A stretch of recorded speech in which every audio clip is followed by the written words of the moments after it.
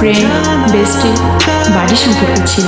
কিন্তু আমি ভালো করেই জানতাম যে তুই আমাকে অনেক ভালোবাসিস। আর আমি তোকে যখন ফার্স্ট ক্যাম্পাসে দেখি তখনই তোর প্রেমে লাড্ডু হয়ে গেছি।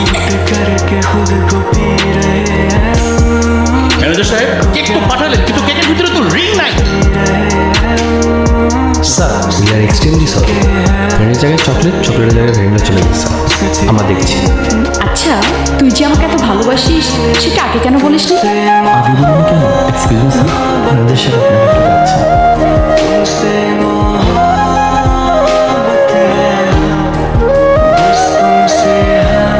কি হয়েছে? কোনো সমস্যা? আচ্ছা তো এখন তো সেই ফিলিংস আছে তো? অফকোর্স আছে। কি পকেটে টাকা নাই? আরে বেটা, আমার